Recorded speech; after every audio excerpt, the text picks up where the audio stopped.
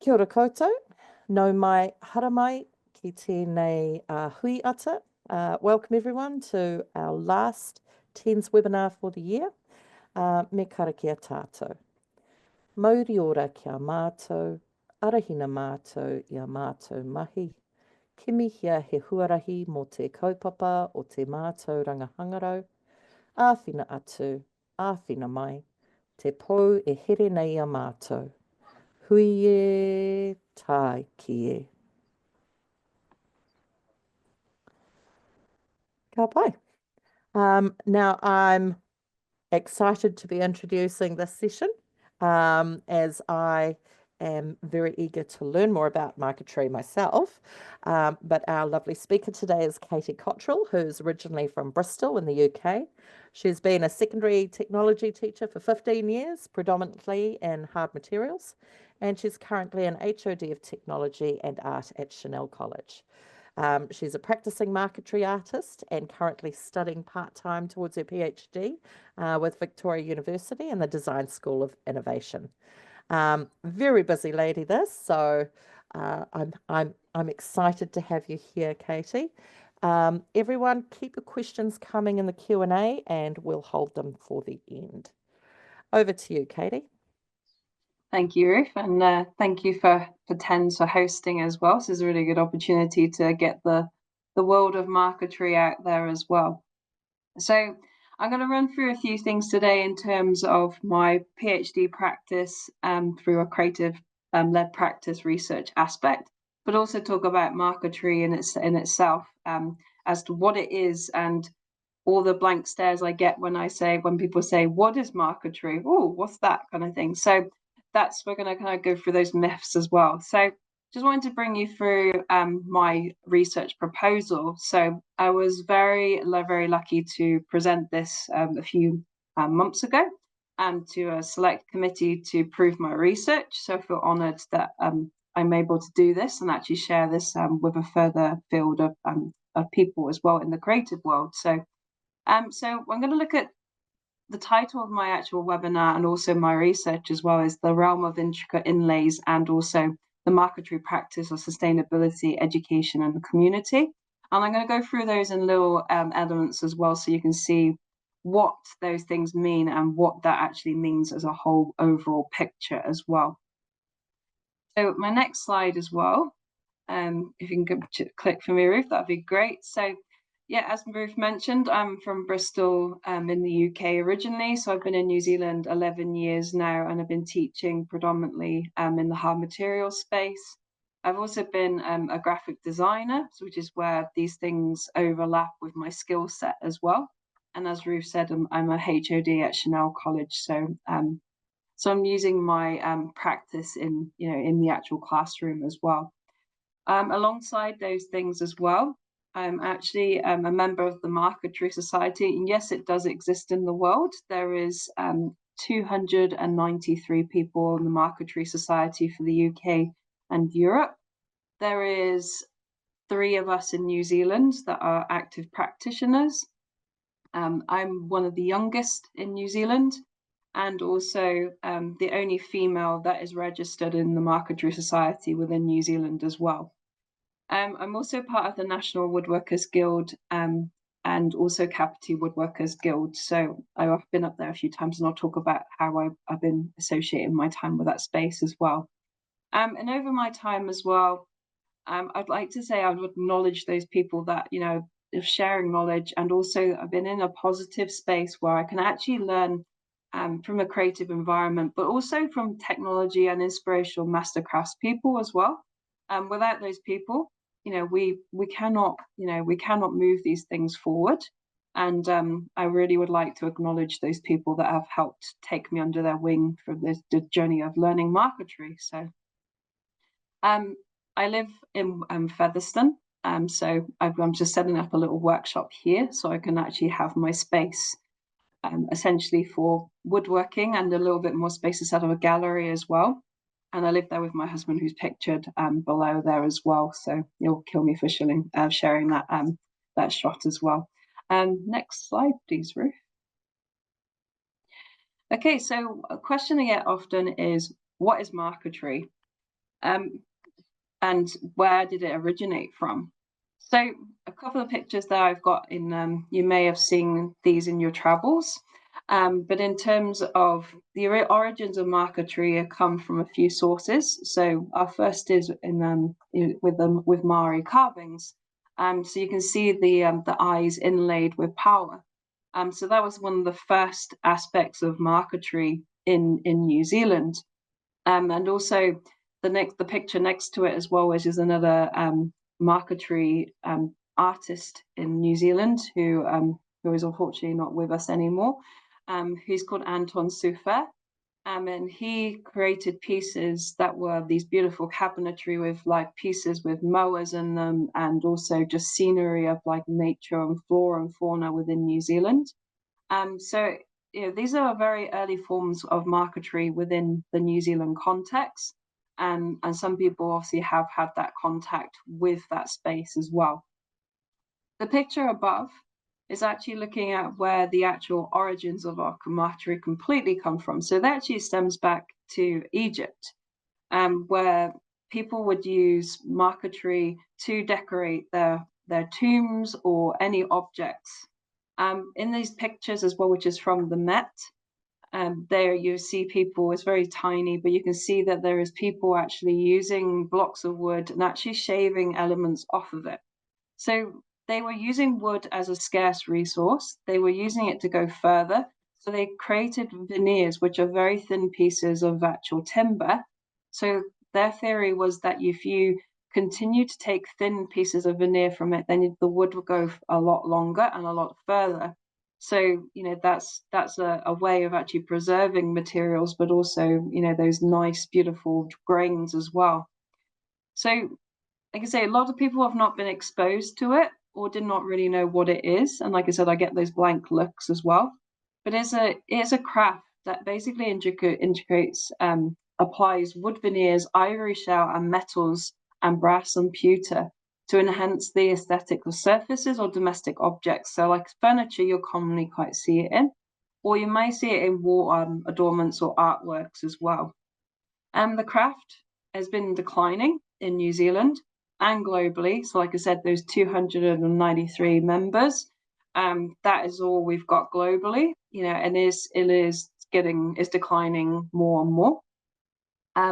There is theories that it is declining due to its actual difficulty to learn and the patience it takes to actually go through those things, but also things like mass manufacturing traditional marquetry materials also grown scarce as well. So as timbers become vulnerable and susceptible to decline, that also have impact in potentially the decline of the craft as well, and also the interest of handcrafted products as well, equating to that decline as well. So there's a few things that I'm looking at in terms of my research as to how that is actually helping towards that sort of decline, and also what we can do to help slow that decline, for example. There is an aspect of contemporary craft as well that we're looking at, and also the craftspeople. Yeah, we are looking at an aging population as well. And as I've already touched on as well, like I said, I'm the youngest in New Zealand, and I am also the youngest. But I'm very lucky that there is some practitioners that are willing to share that knowledge as well with me. So next slide, please, Ruth. So marquetry has different global styles. So it's not just this one broad aspect of what it is. There's actually distinct different styles within the countries that actually produce the actual artwork. So I've got a few pictures here. I could talk hours and hours about global styles, but I'll just talk about touch upon a few of those today that I've used pictured above here. So the room is a massive installation that is in the Met, and I was very lucky at Christmas last year to go and see it. So it was a replication of a room that has all the basically a prince's. It's called Studio Biblio, and essentially in there is all these things that the prince really absolutely loved, and essentially he had his room replicated of all the items pieced here. So everything in this room is made from wood veneers, which is those tiny pieces of sheets of wood that I've mentioned. And everything is hand cut and pieced in this room to create this optical illusion as well of space as well, which is very, very clever. The other pictures as well above the blue one image there we're looking at is called straw marquetry, and it literally is made from straw. What they do is they press the pieces of straw open with a heat press, and then they stain it up as well if they want to put some color to it, and then glue them down to create these nice shimmering surfaces. And that originated from an English technique. And the next one next to it, you've got your Morak, essentially from Iran as well, in those areas. Again, that's a very distinct style there as well. And then below, with the two sort of swirly kind of orange and yellow patterns, those ones there, they're called seaweed marquetry. So it's just a very distinct style that you may see in Italy, around France area, maybe some British marquetry as well. So again, another style which is kind of floral and has that movement. And then below you've got your boulet as well. So you've got your sand casted burnt edges as well. And then to the right of that, you've got these beautiful geometric shapes. And these are individual blocks that have been pieced together, glued together. And then what's happened is that they've made one mass sheet. And this is Japanese marquetry. And it's then really very thin sheets of this made from those tiny blocks of wood. So you can imagine all those different colored woods there pieced together in blocks. And if you have 5 minutes to have a look at a video, there is one region in Japan that has all these different, it has a distinct style of marquetry. If you type Japanese marquetry into Google, it comes up with this beautiful video. Highly recommend looking at that craft and seeing what that work and labor goes into it. And the box in the middle is another method called oyster parquetry. And this is where they'll slice elements of a branch and then piece them in the top so they look like, you get tiny little slabs of, wood in there, and the top of that is another style as well. So this is just a few of the different styles that you can see. And I'll see one thing as we're looking at in my research is that New Zealand does not really have its own distinct style, and it's about getting that on where we do have one, but it's not publicly known in the world, and we wanted to try and get that awareness as well. Next slide, please, Ruth. Okay, so like I mentioned, the problem and significance of that and my motivation for my research as well is that people not understanding the art form. And I've been practicing this for 7 years, and I soon discovered when I was working through my research and actually looking at marquetry that it was actually very limited. And also the pool of expertise, like I said, was declining across the actual globe. Everything that I've learned has been taught from these amazing books by William Lincoln, and they stem back from 1984 to 1986, where they cover technology, techniques, and things like that. So, the basics of marquetry. But the one thing that has evolved over that time is that we have new technology as we're ever evolving. We have new techniques, we have different materials, we have different glues.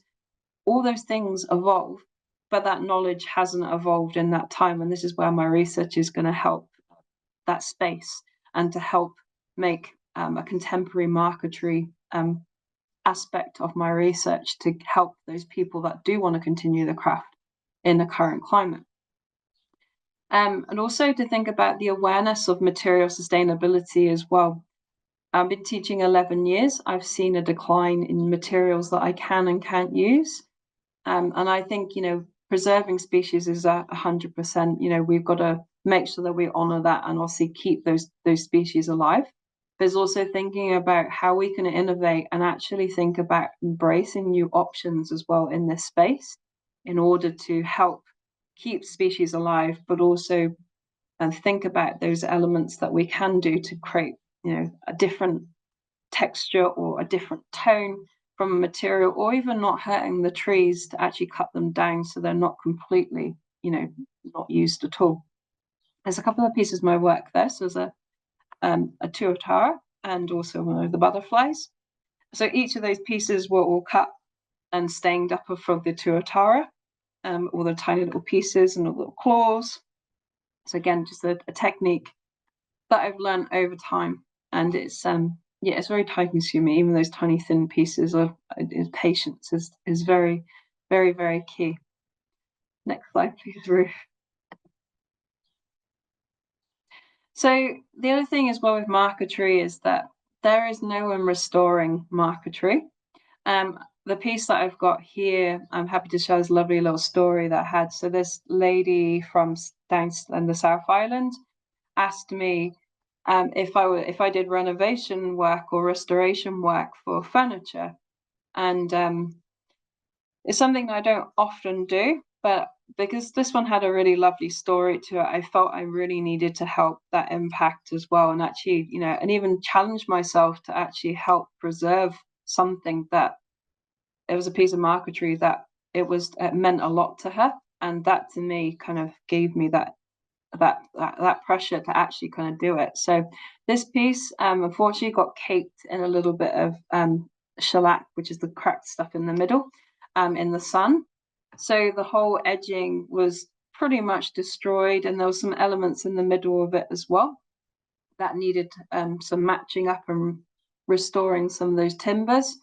So one of the things I did was took all the shellac off and then did it all again for her, and managed to restore it to the beautiful piece in the corner there. So now she's got that for generations to come, and she can pass that on to her grandchildren now as well. So it's a piece that, you know, had a little bit of intervention, but it also helped, you know, build that aspect of, you know, a bit of restoration work as well. And also I learned a lot from this piece as well whilst doing it as well. So yeah, it's something that, you know, I would like more people to do to help that actual craft. And if you see pieces like this, you may see them in, you know, relatives' houses and things like that, you know, and sitting in the corner. Yeah, it's just those things that would help, you know, with that craft go forward. And as I mentioned, there is a limited pool of practitioners, and also the crafts techniques, methods, and materiality is that limitation as well, and it's not documented. So like I said, I'm going to use this to help my practice, and the beauty of my research is allowing me to document this and actually do a creative-led practice PhD. So I just want to touch on about what a creative-led practice PhD means. So one of the things with a creative-led practice PhD is that you're using your practical knowledge to inform your research. So then you could use that to then write a book later, or it could be that you actually use it to inform scientific aspects of research. So in terms of looking at a quantitative approach, you can use your qualitative to inform quantitative. And I'm very lucky that Victoria University have given me that opportunity to actually do a creative-led practice research within marquetry.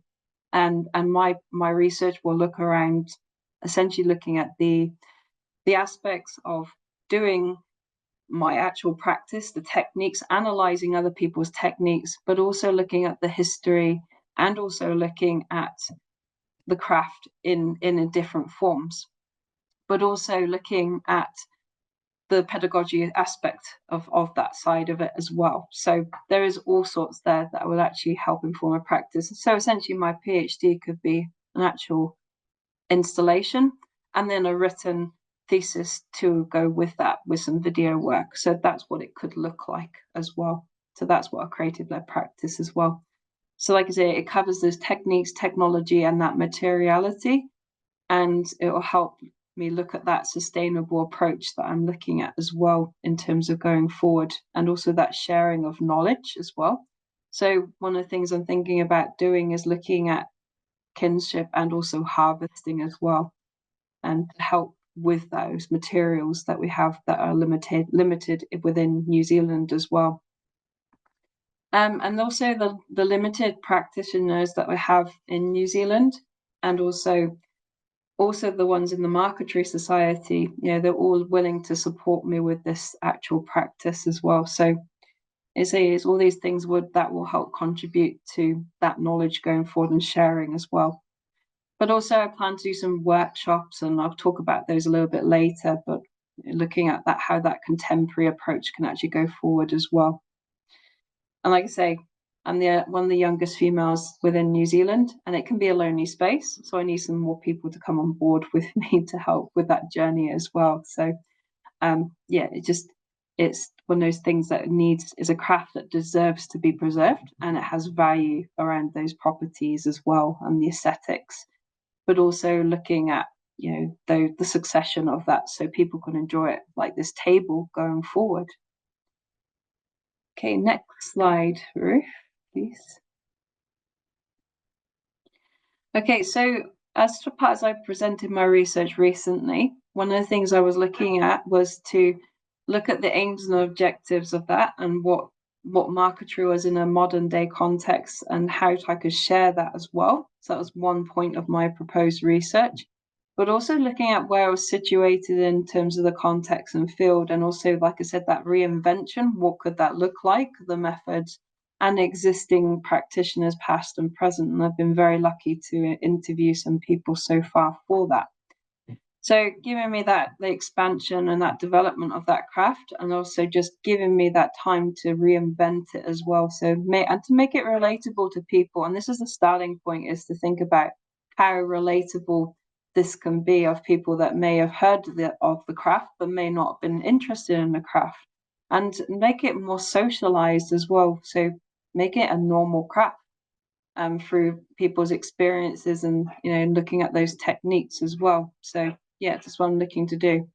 So I hope to build that community of practice within New Zealand. Move to the next slide, please, Ruth.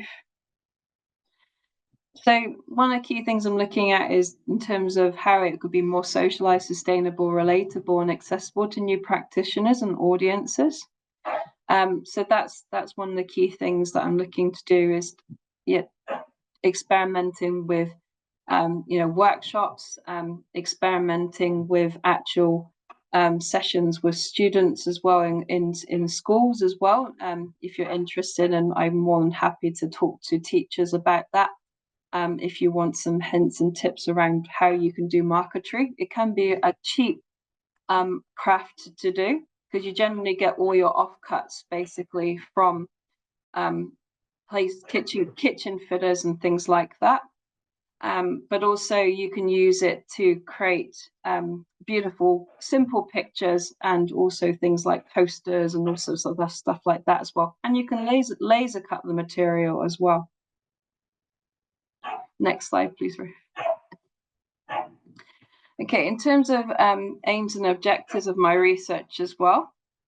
So looking at marquetry methods using materials from New Zealand, so adhering to obviously making sure that I'm looking at my tikanga as well, but also protecting the land and my relationship with whenua to create a mutual respect as well. So when I'm doing my research, I'm also looking at that respect as well with those materials, and making sure that I am honouring tikanga as well in that space.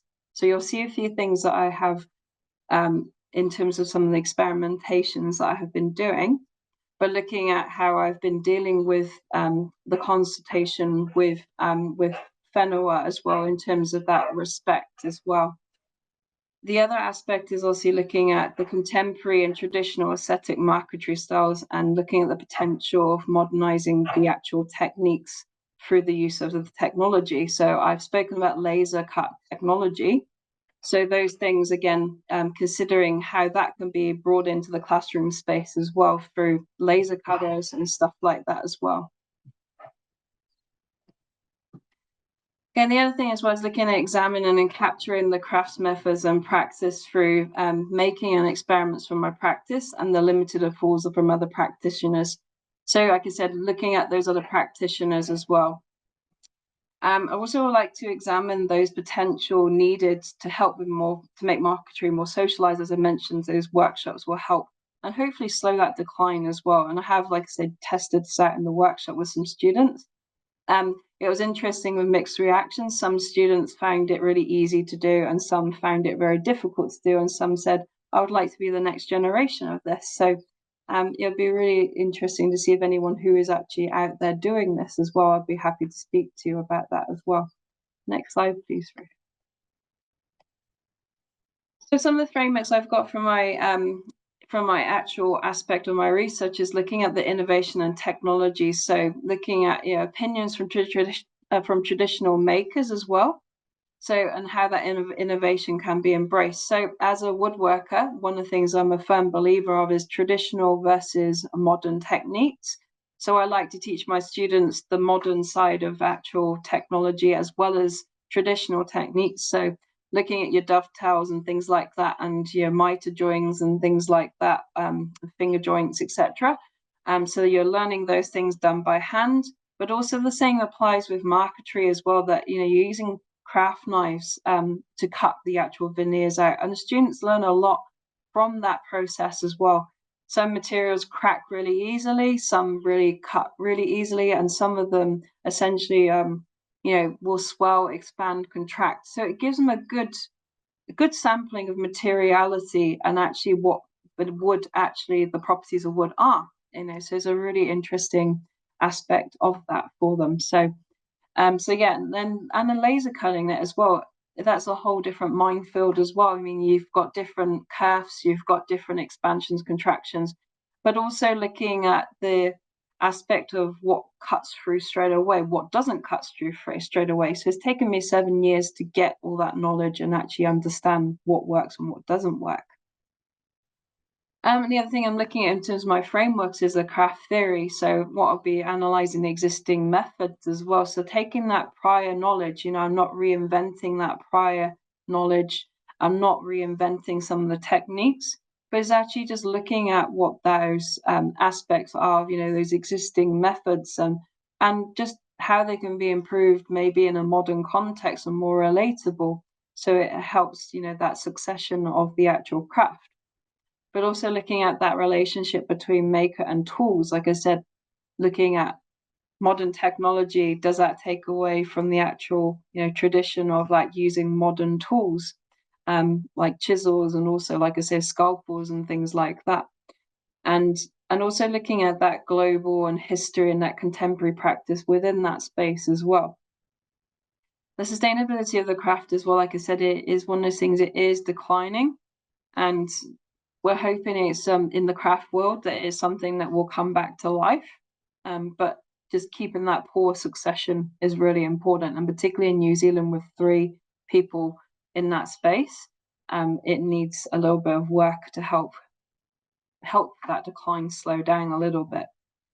And also looking at the materialism and culture as well, like as mentioned in terms of tikanga and sharing knowledge, and also thinking about the values and aspects as well of feminist materialism as well. So I'm looking at how those things actually fit within that culture and that space as well. So there's lots of things going on in the research which will help that creative live practice and drive some of those things going forward within the marquetry aspect. Next slide, please, Ruth.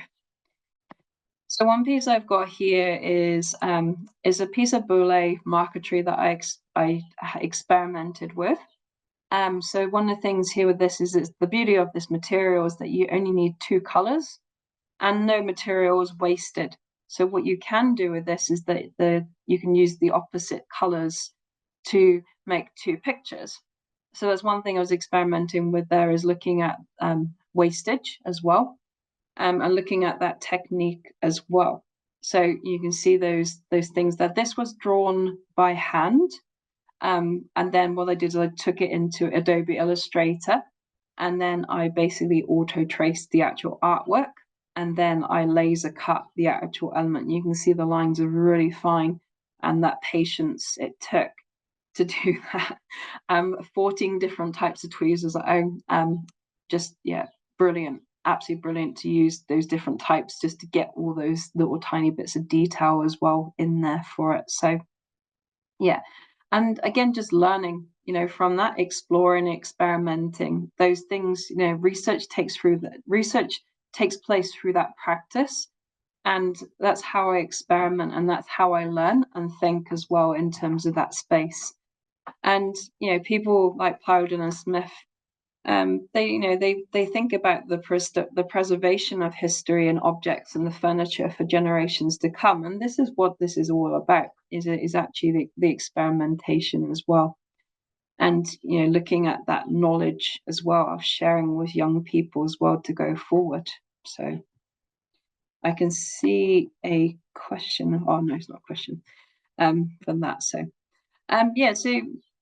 yeah, it's just that experimentation is really, really interesting, and also just that ethnographic approach to actually looking at my practice as well and evaluating that, which is something I will do in this marquetry space as well. And next slide, please, Ruth. So there's a few experiments here have had a go at doing. So, and I've learned a lot from these experiments. And one of them is using some walnut veneer. So that's in the dark timber there as well. So using that was my first type of laser cut technology experiment to see what that would need to actually, what kind of speeds, what kind of depths, those types of things is needed. The one next to it is is basically just straw. So I had a go at pressing that and having a go at laser cutting that. Immediately thought, oh, maybe that would actually burn it and torch it too much, but it cut it really well, and it created some really nice texture and a nice shimmer as well. So something that was really basic that could be pressed out and stuck down could create such a beautiful texture. And you can see there, that's the one in the middle. And the one below that one is tea cocoa, which is obviously our cabbage tree. So I had some garden waste that were being cut, and also I did check in terms of protocols with Fenowith, it was okay for me to put this onto a laser cutter just to have a go. And so I did check. So that was one thing we had a look at there, and that worked effectively as well. In the top corner, there's a little light bulb and there's little test tubes. So one of the things with marquetry is that you're spending a lot of time on the work. So one of the things you wanted to make sure is making sure that the actual preservation of it, that the light fasting or the heat and those types of things that affect the actual material. You don't want to go to all this hard work of putting something in a tabletop and then the whole thing peeling off or it fading in the light as well. So this was an experiment for me to test different finishes. So it stemmed from polyurethane through to linseed oils to Danish oils to shellac and combinations as well. And it was simulated a light test of 10 years over 72 hours with an exposure. And it was really interesting the effects that come from this. So I learned that Danish oil and shellac was the best combination, and polyurethane was probably the worst that I could do to my work. Obviously UV filters as well, you can use on your pieces of work as well. So again, even if you're not doing marquetry, those things were really there to help contribute even my knowledge of treating wood. And anything I did in the workshop, I'd think about the fade aspect of what I would be using in terms of that going forward.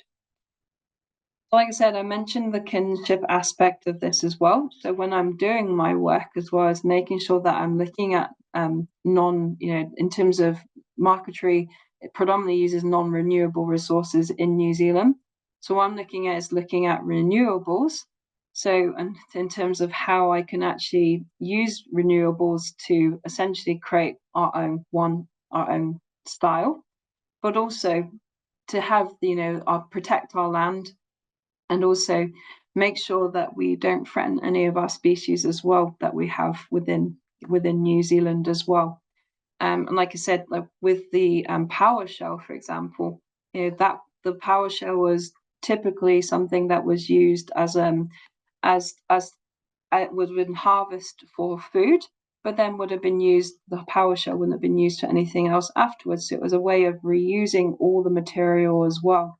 So it's about making sure that those values of ecology, are obviously those things are having a nice balance within New Zealand, and having that respect to preserve the kinship and the health of those things going forward, but also looking at the health of plants if I were to extract natural materials as well, so that I wouldn't actually harm the plant as well, and also making sure I go through my tikanga through those elements as well. So some of those things, also, if you don't harvest correctly, then you can kill a plant, and it can be or it can never recover from that properly as well. So just those things to consider when looking at materials from a natural side of it. And next slide, please, Ruth. So again, this is one of my experiments of looking at fade over time, and also looking at the expansion contraction of green material, but also looking at dry material as well and seeing what happens. And it created a beautiful effect here as well, just in terms of a natural material, a bit like the straw. So it was a really lovely one. Next one, please, Ruth. And then this is all pictures from my my garden.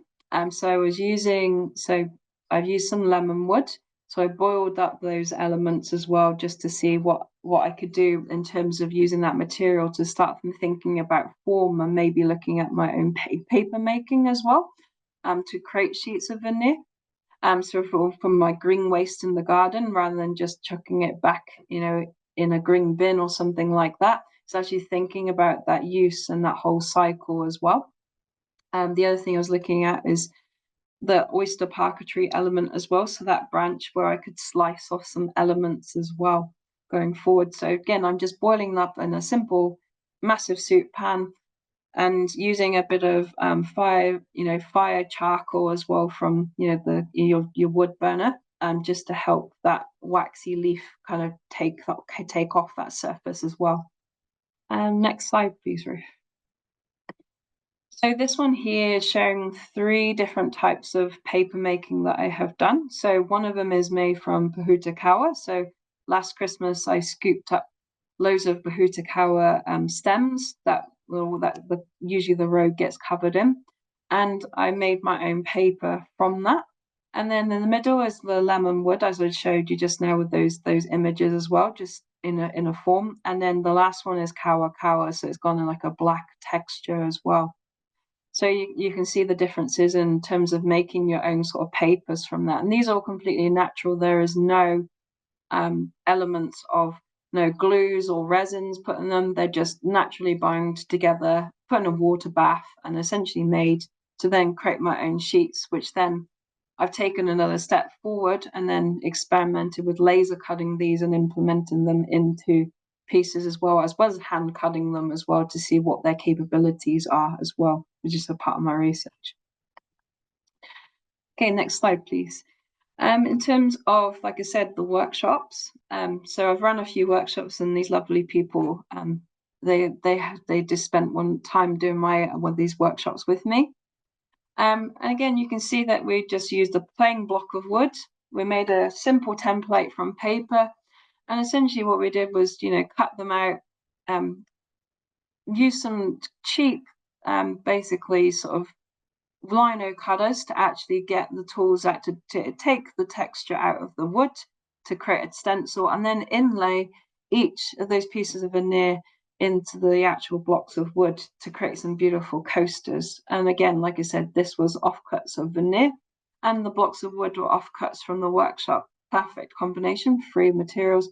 All I've had to do is buy some craft knives and some masking tape and some glue, and that's pretty much it for these ones to actually use as well. So over the time of my research, I'll be doing more of these workshops as well.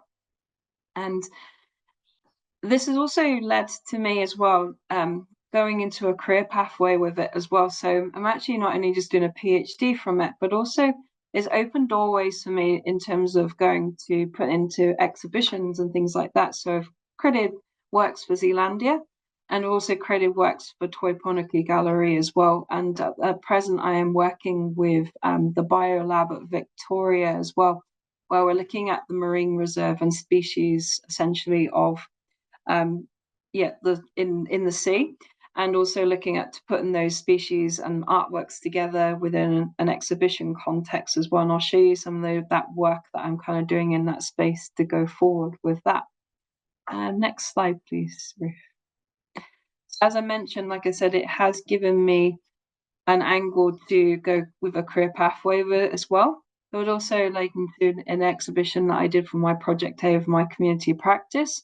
What I've done is that I've done 27 works, and all these pictures were created, like I say, with all offcuts of material, but also the frames, again, I use charity shop ones as well. So just thinking about my actual social aspect of this as well, but also thinking about, not generating more waste than I need to as well within these practices as well. So and using my artwork to tell stories as well. So Zealandia, you have to produce artworks that are in the flora and fauna of the valley.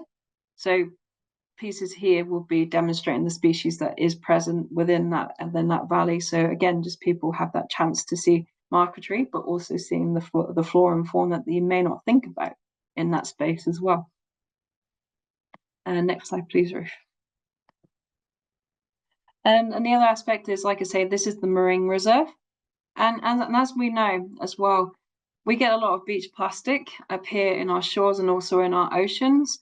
So, one of the things that I want to do for my next exhibition and my pieces and my research as well was looking at how I can incorporate these things into a political kind of stance in terms of my artworks, but not with a subtle message in there as well. So one of the things I've started doing is collecting the beach plastic from the space.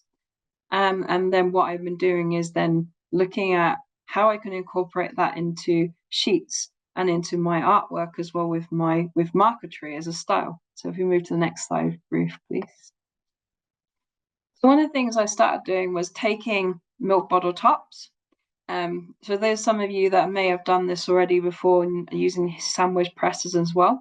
But this is what I've done with the beach plastic and some of these tests as well. So I've taken some beach plastic, I've cut it up, and then it's created some beautiful textures and sheets like this as well to actually which then could be used within a piece as well. So this is in its broader sense. I used tin snips to cut these up.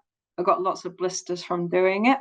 And I thought, surely there must be an easier way of doing this. And I'll talk about that in a couple of slides as well. So if you move to the next one, please, Ruth. So yeah, this is all waste from the household. This was milk bottle tops. This is my first test to see what I could do in terms of plastics and the milk bottle tops that you can't do anything with unless you take them to specific elements of recycling within New Zealand. But these are, here for just that was my experiment, and now I keep them all and save them up from offices and things now as well. And the next slide, please, Ruth. So as I mentioned, one of the things that I thought surely there must be an easier way, and Victoria University gave me that solution. And that in the middle there is an industrial grinder. And so what you can do with that is that I was able to chuck all my plastic pieces in there, to grind it down into tiny little pieces, so it's like granular. And then what I was able to do from that technology, and I'm talking about the innovation here as well, is that I was able to put it between two pieces of baking parchment and then use a massive industrial heat press, which I'm very lucky I've got access to at Victoria University, to create big sheets and radial sheets of plastic. And you see some beautiful effects from those as well. So, and then taking that next level to see if I can laser cut it, and yeah, successfully done that as well. So I was thinking about those elements as well. So the next slide as well, you can see the granules, and then you can also see the radial effect from those granules of that plastic as well. So what I will be doing is incorporating that artwork into my Marquetry pieces and through those aspects. And like I say, the differences between cutting by hand, you can get some really sort of more blotchy effects, but also the granular kind of takes it to another level as well. And you can get it down to about 3 mil thickness as well. And next slide as well, thank you. So yeah, so that's the radial in itself. And then the next picture is the incorporation of it being with a natural material and also resembling power. So when I put this picture up, I tested people on Instagram to see what they thought it would actually be. And a lot of people said power. And they also thought it was real power. And it was like, yes, success then, because that's what I wanted, is that natural element as well. So this is a method that I'm actually going to start adopting into some of my pieces about the marine reserve, collecting that using that collected beach plastic that I've collected up and more that I will collect, to incorporate that into my artworks as well, to create these natural, beautiful pieces with a subtle message to talk about the plastics that are in the oceans as well. So that's some of the innovation work. And then these beautiful people are part of my woodworking guild up in Katy. And like I said, these people in the room, the expertise, and if you've got a men's shed around you, it can be very daunting thinking about going into a men's shed. But, looking at those things as well is that, it's very inviting, and the people are very, very open to sharing and also helping you with anything in the materials workshop space as well. And these people have taken me under their wing. They've shown me loads of different techniques, and also showing me the properties of different timbers and things like that as well.